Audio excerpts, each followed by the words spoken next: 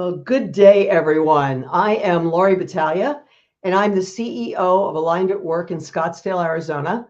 Aligned at Work are the forward-thinking experts that people call when they want to create workplaces where the humans actually want to work. And we do that in a number of ways. But I am thrilled to be here with Lois Kramer, who is an expert in helping people to book more speeches and make more money. I don't think I've got the name of her book quite right, but book more business and make more money speaking. And we're going to talk a little bit about how you do that. So whether you are a very experienced speaker or whether you are someone who is just thinking about what it would be like to actually make a living from speaking, Lois is the person that I've come to rely on for that information. So Lois, do you want to say hi to the folks? I'm thrilled to be here. Honored to be with you, Laurie. I've been looking forward to this. Okay, I am too. And so Lois just wrote her second book. She updated I don't know if it's her second. She's going to tell you whether it is, but it's the second version of the book called Book More Business, Make Money Speaking. Yes. Because she realizes it need a little bit of updating. And I happened to be on the launch team. And one of the options was to have Lois on a LinkedIn Live. And I thought, what better person than to have her come and speak? Now, I've known Lois for probably, let's see, it was probably around 2015, 16, 17. I'm not really sure. When she came into Arizona and spoke to the National Speakers Association, where I was a new member or probably kicking the tires on whether I should be a member or not. And I was impressed with her then. I ran into her at a National Speakers Conference earlier this year and got to have dinner with her and some other wonderful power women in NSA. And so I knew that she's somebody that I wanted to talk to more about this. So Lois, can you tell us about how you wrote that first book and then why you decided that it needed an update? Well, I wrote the first book in 2017. And Laurie, I have to tell you, I remember when I wrote it, I bragged, this is going to sell in the tens. And everybody said, of thousands, of millions? I said, no, in the actual tens. It's a niche book. If my family buys it, it will sell in the tens. And this book has done so well. It really is a niche book for speakers, consultants, and experts who want to grow their business. And it's done really well. And I started flirting with the idea of doing an update. Several of my friends have encouraged me to do that. And then what really kicked this off was two young men who speak came into town to do a speech at a college here. They were on the same program. And they both said, would you have breakfast with us? And I said, sure. They were paying Laurie, so I'm there. Wow. And we had a great breakfast. They walked me out to my car. When I was leaving, they said, we love your book. We recommend it all the time. And I was really flattered. I said, thanks, got in the car, started driving home and realized the word virtual is not even in that edition of that book. Wow. And COVID has changed the face of the workplace, of business, of the professional speaking industry. There's been so much that's changed. And so I knew that's when I really said, I'm committed to doing a second edition update. And that's why I did it. Yeah. And it is fabulous. I have the e-version of the book and I've been through it. And, I'm a person that will probably go out and buy the paperback version of the book as well, because I like to have paper in my hands. There's something tactile about that. But the other thing that I always remember about you is that you are somebody that keeps an eye on the pulse of what's going on in not only the speaker industry, but related industries like meeting planning, conferences. So what got you into doing that, and why is that part of who you are? Well, everything I do now is around speakers, consultants, and experts. I used to speak to corporations and associations on sales. I don't even do that anymore. The only professional speaking I now do are to groups of professional speakers in this country and around the world. And so my finger has to be on the pulse of the meetings industry. What's going on? What are people predicting? And so I'm constantly doing market intelligence around that, and I'm writing around it because it serves my clients and people who are interested in our industry. And I just need to know the latest. So it's purely selfish, but I like to share it too. And I just wrote something just a few weeks ago. It's on bookmorebusiness.com on my website. Anybody can look at it. If you look on blog, it's the first one up. And 2025, I think, according to reports, are going to be a banner year for the meetings industry and professional speakers. And I'm saying there has never been a better time to be a professional speaker than right now. That's fantastic. Now, you and I have had conversations about how it looks easy from the outside. You just have to, let's see, what do most people think? And I'll throw myself in there. You put a great topic out there, you go get yourself an agent or maybe a speakers bureau, and they do all the selling for you, and the money just flows in the tens of thousands of dollars and all of that. So can we do a little reality check on what it's actually like? We could, or we could just end this right now and say that was the formula for getting into speaking. I describe our business, Laurie, as a sales business. We're in sales where we occasionally get to speak. Yeah. That's really what it is, because people who look at our industry think that this may be a quick way to make a buck, and it is not. You and I both know we work very hard for every opportunity we get, for every client we get. And there is a lot that goes into this. And that's another reason why I wrote the book on the business of professional speaking, because it does look easy. It is not easy. It takes a lot of work. That said, my sense has always been that the people who are in this industry and who stick with it really have kind of feel a calling towards this industry, or they wouldn't put up with what we have to put up with, how hard we have to work. Right. And flying's not a lot of fun anymore. So there's that.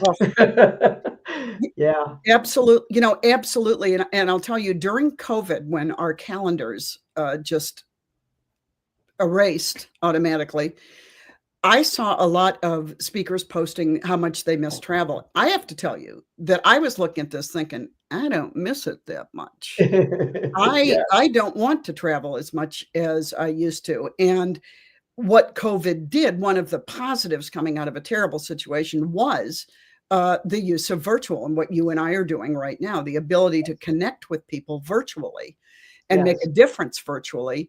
That was a lifeline for professional speakers and consultants during COVID, but it also is another income stream now for speakers. It is. I'm seeing a lot more people do webinars, breakout sessions, master classes, and virtual keynotes. And I think it's interesting with virtual keynotes because some of us choose to sit, in our office environment that we're in and do the keynote or stand. And others go full on into the studio and have all the camera angles and all the things that you might expect from a high dollar kind of production. And I think most of those folks that do that are probably the higher dollar speaker, because you don't get to that level overnight. You have to keep proving yourself every day when you get out there. And I'm seeing that we do have some comments coming in on LinkedIn that the positioning statement from the book will make all the difference. Thanks, Neil, for putting that in there. Yes. Thank you, Neil. Yep. John is saying that you are the real deal. I concur, and a vast powerhouse of information. Highly recommend. Anonymous LinkedIn user says, me too. And Tony says, love that. We're in sales and we occasionally get to speak. Yes. Yeah, I say it's almost a side gig, because we are spending. I tell people who are new to the industry, Laurie, be prepared to spend 99% of your time selling and 1% of your time on the platform. Yes. Now that ratio should change as your business grows, but that's the reality in starting this business. It's a tough business. Yes. So if I came up to you and I said, Lois, I really want to talk for a living and I want to get paid well for it, and I've got this magnificent topic. Oh, let me start someplace else. And I want to be a motivational speaker.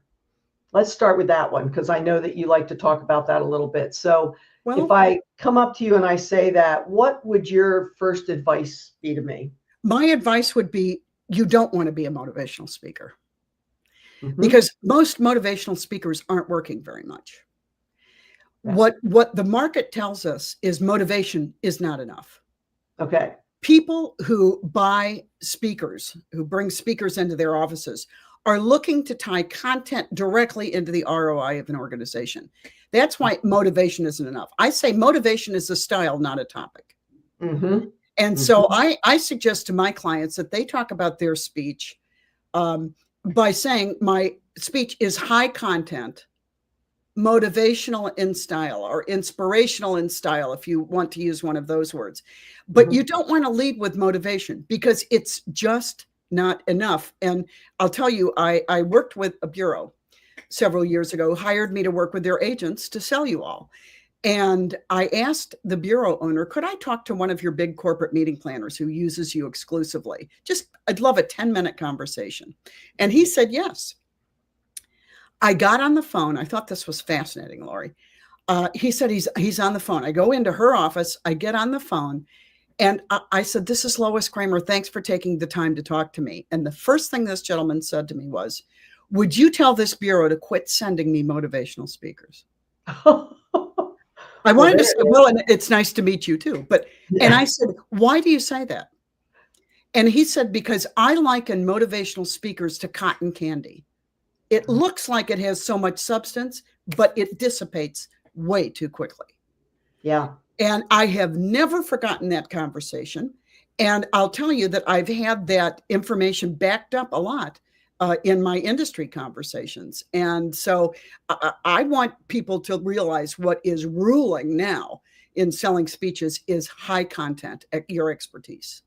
Okay. And Neil agrees that if he's sitting in a presentation, he wants to learn something. And if you're not learning something, I'd rather do something else, like hit the snack table. Isn't that the truth? I mean, Neil is absolutely right. I know Neil very well. He has drunk the Kool-Aid on the positioning statement stuff. He's a very smart guy. Appreciate you, Neil. Yeah, definitely. So then I'm new and I'm not going to be a motivational speaker. So how do I find myself an agent? This is a question that I get a lot. And Laurie, I know that you do too. All speakers do. And here's what I want to tell you. I'm here with the bad news. You won't. Yep. New York Times best-selling authors and celebrity speakers have agents. Yeah. The rest of us mere mortals do not. And I tell speakers, when you're in business, outsource everything that you can. I mean, I remember when I started my business, the best use of my time was to do every damn thing that needed to be done. As my business grew, I started outsourcing things. You can outsource everything you can in your business. Don't outsource selling, because nobody cares about your income as much as you care about your income. True. And when decision makers are looking to book speakers, they want to talk to the source. They want to talk to the person who they're going to be spending money on to address their audience, their employees.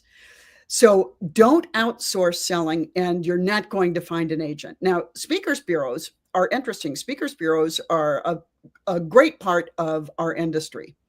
However, people who say, I want to get a speakers bureau to book me, that just isn't the way it works. Speakers bureaus hear of you on the circuit or are referred to you by clients. They are not going to just answer a cold email and put you on the books. I think the best way to get into a good speakers bureau is to see if any of your colleagues are represented by that bureau, and then have them introduce you to see if you think, if they think, the bureau thinks that you might be a fit for their clients, realizing that some bureaus are very niche. They only serve certain markets. So you need to know who you serve, what's the best use of you. And you've got to be able to give speaker bureaus the ammunition to sell you. So you've got to have great marketing and sales material to provide them updated constantly. But for people starting out, forget agents and bureaus. They are not going to be interested in us, realizing that they work off a commission. That's how they make money. So they're looking at people who have a good fee, where it's worth their time to put them out in the marketplace. Yeah. Yep. Yeah, it seems like the folks that I know that have speakers bureaus that represent them, they've been doing this for a while. They have the repetition of the speech. Um, they may or may not take freebies. Maybe there's a limit to how many freebies they do a year, or maybe they do that for a cause that they really admire or something like that. But there's this repetition and the getting really, really good and really, really clean about what you do, that I think people don't really realize. It looks so easy from outside, and it is such a difficult business when you're trying to make a full-time living out of doing it. I mean, it really is. I started my business based upon this fact. My sense was that most professional speakers really sucked when people asked them what they did. Yeah. And believe it or not, over 20 years later, that's still the first thing I work on with a client. And my friend Neil alluded to it in the comments, a positioning statement, a Yes. concept and outcome statement of working Yes. with you, opening the door to what you can do for an audience. The people who are buying speaking services, what they're buying is the transformation. Yeah. They want to know what's the difference you're going to make if we bring you in, before you and after you. They're looking for the transition, the in-betweens. And so you've got to be able to speak in outcomes about what you can deliver. Yeah. And I think it's one of those things that's hard to do when you're like, it's hard to represent yourself in the same way that you could hear somebody else's story and tell it back to them. At least I find that as a coach. I can hear someone else fumbling around and I'm like, here's what you actually do and here's how you tell that story. But to do for myself is remarkably hard. So I think, working with a good coach like you is an option. Absolutely right. And let me just say this. I work with consultants too. Mm-hmm. What would it sound like if I said, Laurie, you need to work with coaches and consultants? I personally don't need them. Yeah. But the rest of you do. Here's the reason. I see your business with a perspective that you cannot have. You're too close to it. Yep. And the same is true for me. Mm-hmm. And I think it's all about coming into speaking and consulting. It's all about positioning. How are you positioning yourself in the marketplace? And I think we're too close to our own stuff to be able to do that effectively. When I work with a client, agreed, my mindset is always that of the buyer. Mm-hmm. I'm always trying to think like the buyer. How easy is it for me to understand what you do, what the advantage of bringing you in, how you are going to directly affect the ROI of my organization? And do I get it? Are you easy to understand? Is it easy to get you? Mm-hmm. Yes. And I would even say, we can go there in a little bit about be easy to work with, but I'm seeing some questions and things in the comments. So let's see, we're talking about cotton candy or popcorn at one point, which I default to regular popcorn. LinkedIn user says, I'm also tired of abstracts and theory. I want actionable content that I can use right away. That's motivating. Yes. Success, being able to give someone success strategies is much more motivating than a temporary pump up. And the industry knows that now, folks. Definitely. And Tony has a good question there. What advice can you share if you need to improve your speaking skills? So I'll put that on the bottom of our thing here. I think, Tony, that's a great question. And let me just say this, depending upon where you are, I think Toastmasters is always a great stop. I call Toastmasters the off-Broadway of speaking. A lot of professional speakers are attendees at Toastmaster events because they know it's a good place to practice material and get what I call well-considered feedback from people who are used to giving feedback on things. You can practice stories, material. So I think Toastmasters is a wonderful group. I always like to mention that. But there are also some great speech coaches and presentation skills coaches. And you can get a hold of me if you want some recommendations. That is not what I do. I don't tell people what their expertise is. I don't help people write speeches, craft stories. I don't help them with presentation skills. When you have all that, you come to me and I'll help you make money with it. but Yeah. it's presentation skills. There are lots of ways you can learn it. I'm a big fan of National Speakers Association. Laurie is too. We are both active members. If you're serious about speaking, this is where you need to be. You need to be hanging around people who are doing what you want to do and having success doing it. Mm-hmm. Definitely. And I think sometimes there are, I'm going to bring my comments back up here. Sometimes the national speakers might have speakers academies and stuff Yes. too. Or they will, so speakers academies tend to be more like teaching. And then there's also, and I forget what we call it in Phoenix, where you can go a couple times a month and you can practice a piece of your speech and you'll get feedback from the pros. So those kinds of things are around as part of membership in National Speakers Association, They depending on are. where you are. You And know, and let more me of mention this. They use, many speaker academies use this book as a curriculum for yes. their speaker academies on the business side of it. And I've spoken to every Speakers Academy in NSA over the years. Uh-huh. I never turn it down because these are people who are earlier in their careers. They might not be early in their expertise at all. A lot of Right. these are very successful people coming out of corporate wanting to speak, for example, but people wanting to learn the business and the presentation side and the crafting story side. It's a holistic kind of learning environment for speaker academies. I highly recommend them. Yeah.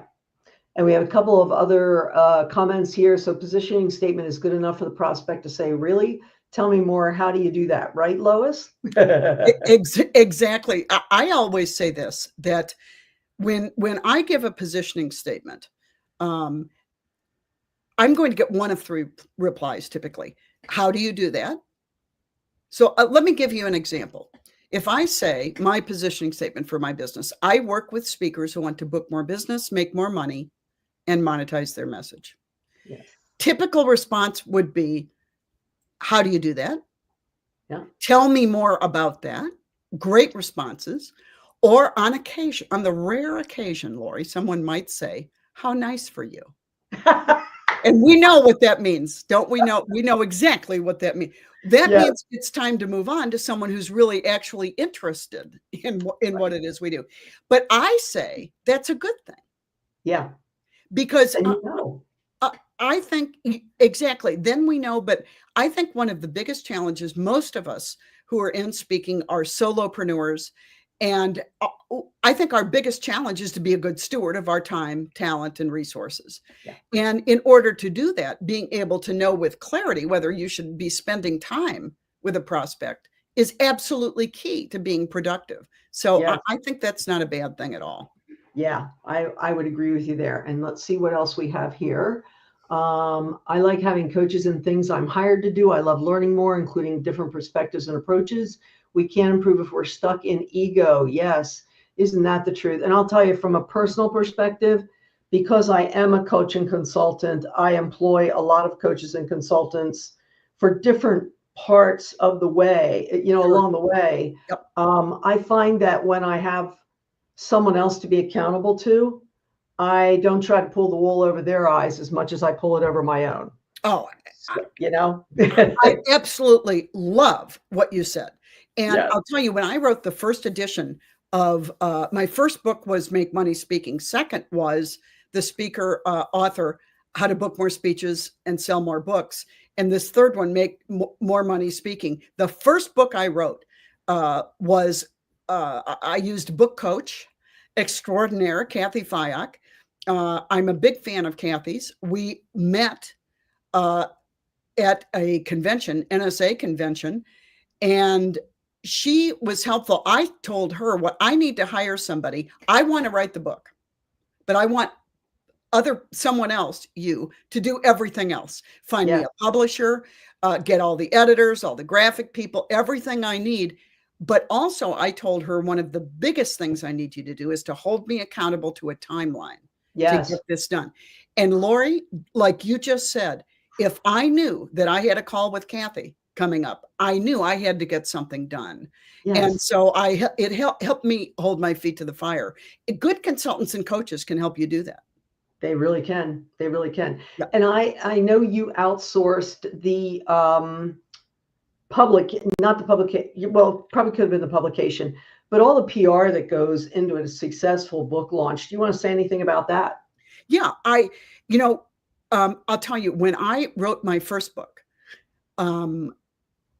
my PR and my plan to get it out there was to open the front door and shout, "My new book is out," and then close the front door. I mean, Right. I was pretty naive as to launching, Laurie. Yeah. And I mean, I have to say, I'm not disappointed with how it went. I feel very blessed with the way the first edition went. This time, I thought, I want a more professional approach to this than opening my front door. And I hired Robbie Samuels. Robbie is an active member in NSA, a wonderful guy, great expertise around this. And I hired him and had a VA who helped me do all of the launch activity as Robbie dictated. And boy, he was really great. He really helped me get this out there. And I think it was a very successful launch. I questioned some of the things that he wanted to do. Mercifully, I went along with him because I thought he did a great job for me and gave me great advice along the way. I highly recommend Robbie. And I know that he'd be happy to talk to you if you have a book launch coming up. But regardless of whoever you use, I think that you need to have some kind of launch activity, not like my opening the front door and shouting out in the street that it's here. Yes, yes. And I think book writing and book launching is another one of those things that, boy, we could have a whole show on that because there's so many pieces to it and it looks so easy and it is so hard. Yeah. So I mean, I'm in that process. It really is. It really is. Yep. So let's see what else we've got in the comments here. There's some that I'm not going to read out loud just because they don't necessarily have a question in them. So we do have some things in here. Good one. I'll just sort of summarize about where you get your feedback from when you're doing a talk and, the Toastmasters feedback versus the NSA feedback. And I went to a school called Heroic Public Speaking in Lambertville with Michael and Amy Port that I thought was fantastic for if you want to learn the performance art, which does not come as natural to me as I think it should. It's a lot. And they tell you in Heroic to ask specifically for the feedback you want. So Capiz has a bit of that. I asked Toastmasters for feedback on how my message landed. What was the greatest value you derived from the speech? Because I don't need to know about gestures, tonality, pace, and all the other basic speaking skills. Yeah. Been at it a long time. So I think that's a really good comment there. And I hope I'm saying your name right, Capiz. That it is one of those things where if you set people up with the feedback you want, you're more likely to get what you're after than just letting them I think color nail polish on. What you just said, because I'll tell you something, you have to consider who you're asking for feedback. The most important feedback you get as a speaker is from the person who hired you. Yes. Were they happy? Yes. If they weren't, why not? What could you improve? That is important feedback. I'm not saying that audience feedback isn't important. I will share that when I was out doing my sales presentations, there was a period of time, after a period of time, that I cared less about audience feedback and more about executive feedback. Yes. From people who were in the audience. How did my material land? How did it resonate with them? And so you want to consider who you're getting feedback from, and are you giving people an opportunity to give you good feedback? I have a chapter in the book that we're talking about that I call the follow-up thank you call after you speak. And I believe within 48 hours of getting off a client platform, you should be speaking to that person who hired you and thanking them for the opportunity that they gave you to be with their group and asking for feedback and asking for referrals and seeing how can I leverage this into something else. Mm-hmm. Mm-hmm. And I got a correction. So that would be copy. So I was saying it's not Capiz, it's copy. Yep. So thank you. Thank you for putting that in there. That's awesome. And Copy says, one more question that she asks is, what else do you need as an audience member that will make it memorable? So I think that I haven't been consistent with asking meeting planners for feedback afterwards on a regular basis. It's hit and miss. And I haven't always had that very important thank you meeting afterwards. And I think some of it comes from being, um, when you get up on stage, you expose yourself to the world. And one fumble can have your head telling you really blew that talk, that didn't go well, when really people just admire the fact that you went on and they may not have even seen it. So I think with my own insecurity, sometimes I haven't called the meeting planner, but I can tell you that after this call, it will be part of my process. Well, listen, I believe that this is crucial to Yes. business, because what it does, I'm asking for feedback, but I'm also asking for other things. I'm asking for a testimonial letter. Yes. I'm asking, do you know anyone else who could use a talk like this that you could recommend me to? I'm also asking this question, and this is an important question. Mm-hmm. If every time I'm speaking to a private business or corporation, I'm asking this question: do you think it would make sense? One of my phrases that pays. Do you think it would make sense for me to work with your sales managers or your executive team or your leadership team to actually apply the ideas, concepts, and tactics I talked about on the platform? Because if you do, we could make that happen virtually. This is what I call aftercare. It's the last chapter in this book, and it opened up a big revenue stream for me when I was doing sales, and it's made a lot of money for my clients. Mm-hmm. How do you take a next step with a client? Yes. And you go from being a speaker to a resource, Laurie, which I think is the highest calling. I sure do too. It really allows you to go deep with a client. And I found that I made many times more money on the back end than I did for the speech itself. Yes. Yes. And I think a lot of us use speaking as a way to get in front of the right audience so we can do the deeper work with them. Yes, exactly. It's a different model than speak for that's my primary thing, versus speak and do the right aftercare and get the business afterwards as well. The other thing I picked up from you is always call it a program. Yes. So talk a little bit about how you package things, and then maybe we can segue into packaging and negotiations and how that works. Well, there are a number of ways that you can package things. I always tell people, do an inventory of what you could do for a client. In a perfect world, what would the services that you could offer the client look like? Yeah. And then you might want to package things. You might want to package, for example, just a speech. You might want to package a speech with a book. You might want to package a speech with a book with a follow-up session virtually after your event. You can do just about anything that you want to do.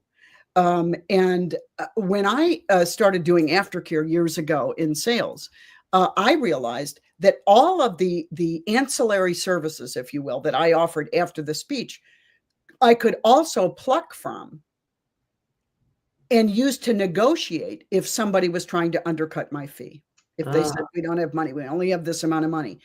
I always like my clients, before you automatically discount what you're going to do, is there something you could throw in, some added value to support your fee? Yes. That would make sense. And lots of times these elements of aftercare are going to be incredibly helpful for you. And my clients actually list, what are the things I have to offer? They do that inventory because it helps you as you package offers. It helps you with aftercare if you want to take a next step with a client or go deep with a client. And having all of this front of mind when you're in a conversation. And let me just share this, Laurie. I came up with this aftercare totally by accident. I should probably say I'm a very strategic thinker, Laurie. Yes, absolutely. But I was talking to a client who wanted every free thing I offered at the time in sales. And I called out of the blue, which we don't do enough. And I just said, I'm just checking in to see if you have anything coming up where a sales program might be a fit. And he said, we really don't. He'd been on my mailing list for years. I'd have conversations. We don't have anything coming up. Then I said something that changed everything. I said, do you think you should be doing something for your salespeople? Yeah. There was a pause, and he said, yes, I do. Huh. 3 weeks later, I was in LA, spoke to this corporate sales team. After the program, 4 of his sales managers approached me all together, which I thought was so interesting. They all Yeah. approached, and we had this conversation, the 5 of us.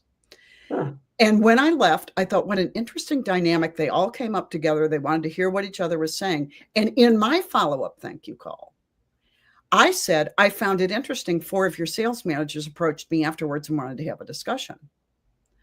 And so I have to ask you, do you think it would make sense for me to work with them to actually apply the ideas and tactics I talked about? Then Yes. he said, what would that look like? I had no idea because it wasn't something that I had planned. But Yes. I didn't say, I have no idea because I've never done it before. That is never a good thing to say. Right.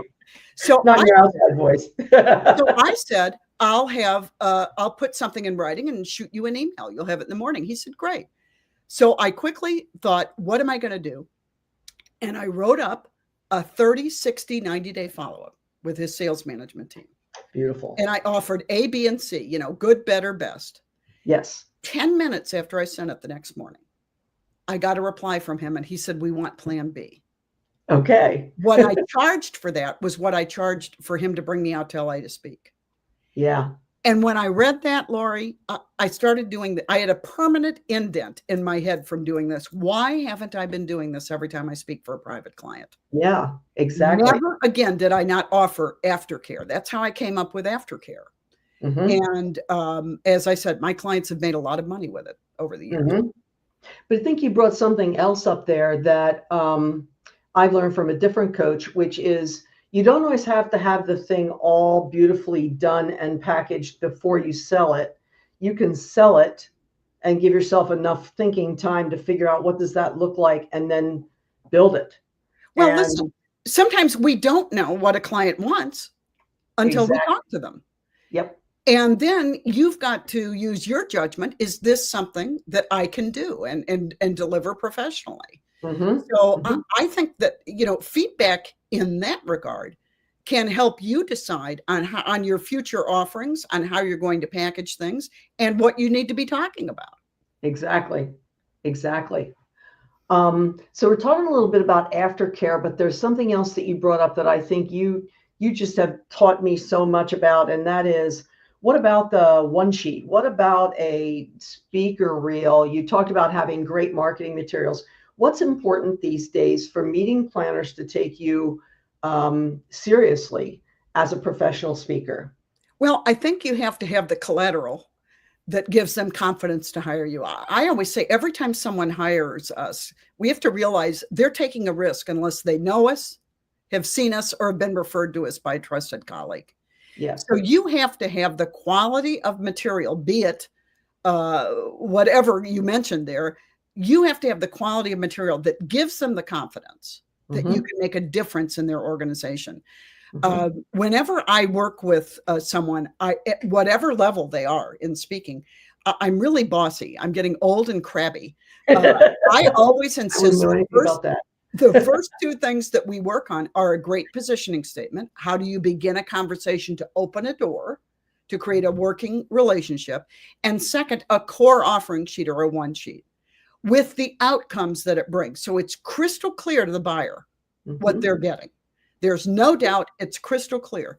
Now, it may sound like that's not hard to do, but it is hard to do because in a one sheet, it is what it is. It's a one sheet. You have limited real estate. I say it's the 30,000 foot view of your business, your website being the 10,000 foot view. So you have to use an economy of words to explain why it's so important for them to hire you. And that takes a lot of practice, but professional communicators have to be able to do that. Yeah. And I'm hearing from speakers, and I've actually heard it from a meeting planner or two, that if you don't have a decent speaker reel that shows you in action, you're not taken as seriously as someone who does. I know 2018, I think, was a year when I spent a lot of money that every time I landed a gig, I would hire a local videographer and I would get them to film me. And then I would bring it back home to my video team here in the Arizona area, and they would put it together into a speaker reel. But it took me a while of doing that. And I think that's one of the things that sometimes I throw in for negotiation. If they want to give me a lower fee, are they videoing the thing? Can I Listen, have the footage? absolutely right. And speaker reels are incredibly important. Video, and let me just say this, they're becoming more and more important because Yes. that's the proof. That's the anxiety buster for the buyer. It lets them, they're looking at speaker reels, I say 3 to 4 minutes. Mm-hmm. Now, what can somebody get in 3 to 4 minutes? What they're looking for is not a depth of your content, because you can't give that in that time. They're looking for, are you comfortable on the platform? Yeah. Can you tell a good story? Are people tuned into you? And are you skillful at what you're doing? Yeah. And I think that video is very important. Let me just say this, the great thing, after COVID, everybody's filming. Yes. Whether we're in person or on video like we are today, Laurie, Yep. more and more people are videotaping, and it gives you more video that you can get to use to create these videos. So before you run out and hire someone to videotape you, make sure you're taking advantage.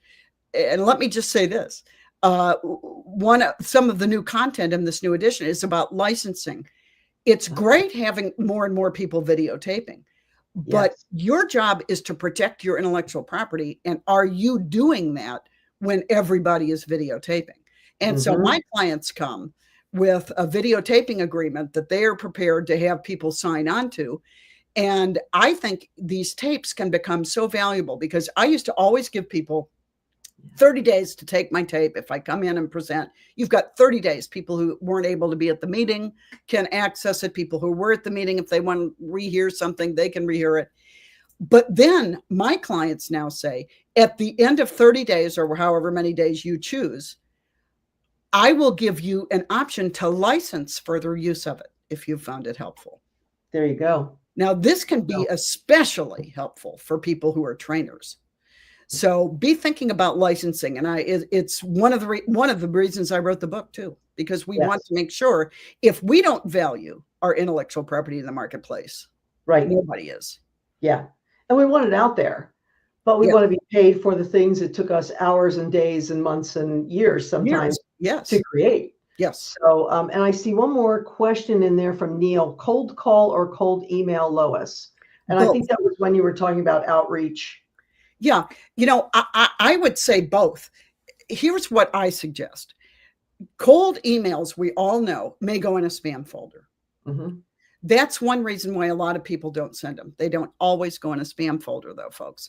I believe in sending an email. So if I were looking to work with Laurie and she didn't know who I was, this is what the email would say. I'm telling you exactly what it would say. Laurie, my name is Lois Kramer, and I work with professional speakers who want to book more business, make more money, and monetize their message.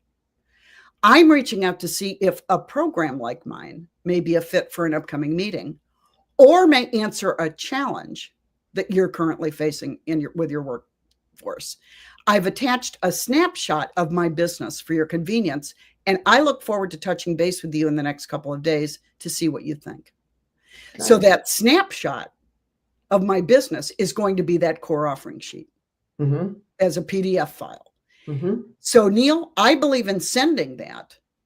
And then when I call Laurie, I'm going to say, Laurie, I don't know whether you remember, but I shot you an email on Thursday at around noon. And in fact, I attached a snapshot of my business. I'm going to say exactly what I did in the email as a follow-up. Let's say I get voicemail. I'm sure this never happens to you. It occasionally happens to me. My voicemail would be, Laurie, I'm sorry I missed you today. I sent you an email Wednesday about noon with a snapshot of my business. I work with companies just like yours who want to blah, blah, blah, blah, blah.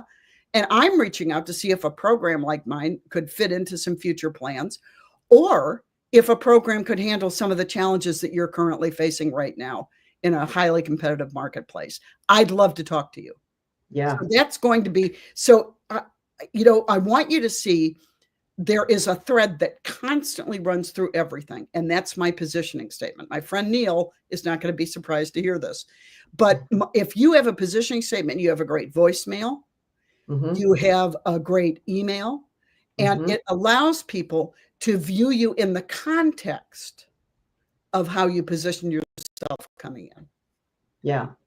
Yeah, you give such great practical advice. I'm remembering all the things I've learned from you over the years, and then the newer things and the things I need to remember, because every time I hear you, I'm at a different place. My business is at a different place, and speaking may play a different role in my business than it did the last time I heard it. So I think it's timeless kinds of information. I'm going to glance down and see if I covered everything that we wanted to cover.